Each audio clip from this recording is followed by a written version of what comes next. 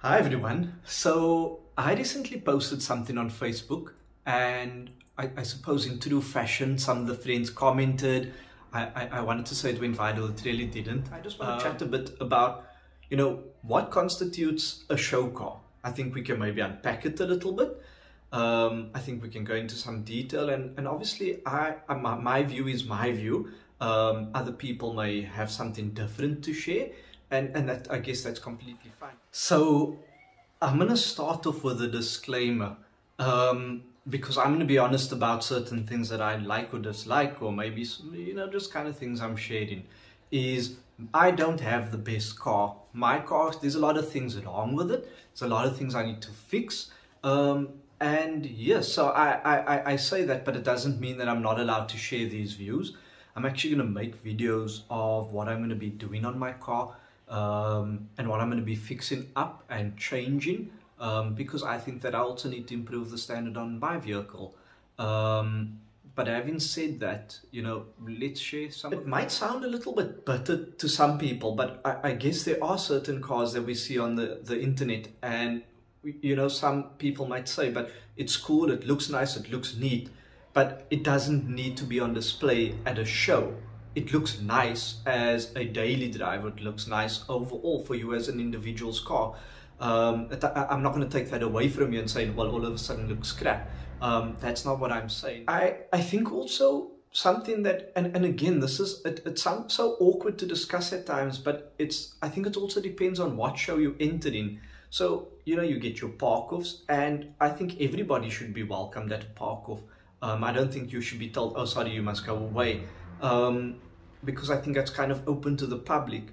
Then you get your shows which are at schools, but we call it the sort of like what is it? The sports field shows, and it's not to say they are bad, but again, it's open to everybody. You compete, and it's a nice place to sort of have a entry into the sort of scene.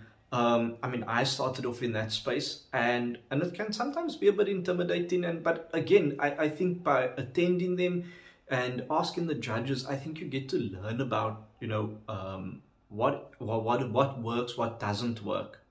Then you get your kind of more concourse, or I'm going to say higher tier shows, where there's vetting. So you have to send in pictures of your cars, and you really have to wait to be chosen for the show.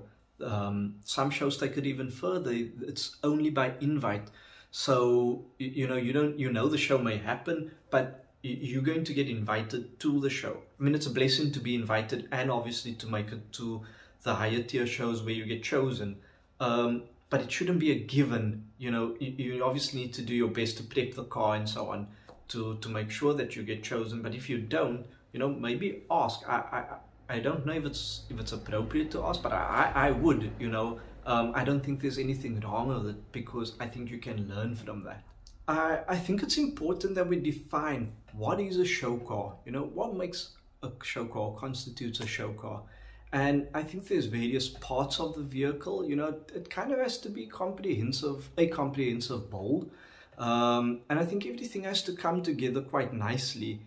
It should complement each other, it shouldn't kind of be like, 5 different themes on the car, and then it seems a bit offish, it seems a bit weird or strange. So I think the first place that most people start off is the suspension and the wheels. So obviously you get different types of wheels, and they become quite complex, they become quite pricey. And then obviously the suspension, some people have cut springs, which personally I'm not a fan of for safety reasons. Then you get your lowering kits, you get your coilovers, you get your air suspension, and it really depends on what the person's going for. Then you get the interior, people do the seats, people do the dashboards, the flooring. There's so much in the interior that one can do, and I think we get to see some really cool ideas, and I think it's a really nice space where people can bring some sort of unique ideas in terms of one, what is the theme they are bold into, but also kind of showing a sense of, or part of themselves in terms of what they like.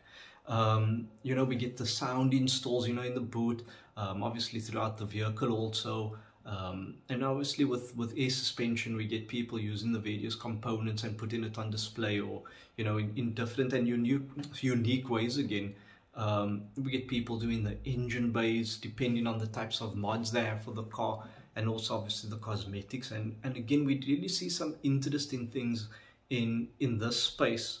And then obviously the bodywork, you know, in terms of the spray, in terms of, you know, the actual body, you know, the panels and what people are doing with it. And again, it's a nice place to express oneself in terms of your interests, in terms of, you know, what really speaks to you. But again, everything has to come relatively nicely together. There has to be a comprehensive build, or complement each other relatively well.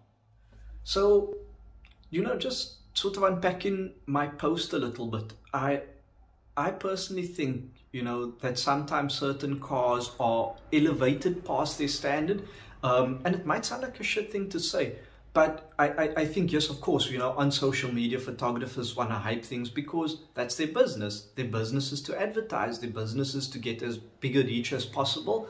But I think it also misleads people at times, and it's not a bad thing in terms of the photographer, because I think they're really doing their job, and they obviously doing, well, I suppose they're doing a really exceptional job, because people really like what they're doing. But it also misleads the people who own the vehicles, but it also misleads people who sees the vehicle, because they kind of say, well, you know, but, you know, everybody loves this car, why isn't it here?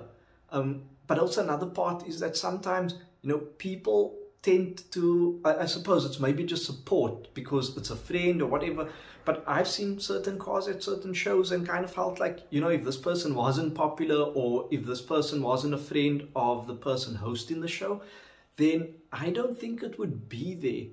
But this is a reality, or a thing that we speak about it behind each other's backs, and then when somebody like myself makes a video, then we think, oh, he's an asshole, how can he say that, how can he this? Everybody's saying it, it's out there.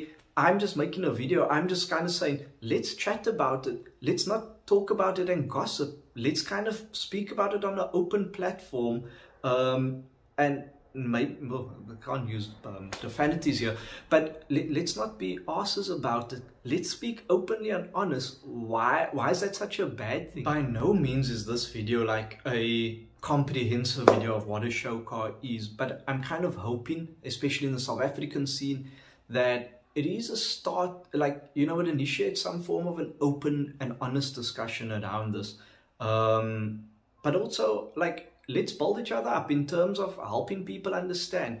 Don't just say, oh, well, the car looks crap, but we don't help people understand why, you know, it doesn't work. I think we're quite harsh. I think we post pictures on Facebook and then we say, look at this piece of rubbish, we need to fix the car, like the car scene.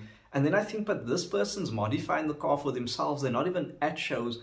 It's like me thinking because I look thin, which I'm really not anymore, and I then post pictures of somebody that's not so thin, which probably is me now, and I then say, well, let's fix the scene of obese people. It's not fixing the scene. Come, let's be real. Let's be honest. That is just kind of making fun of people.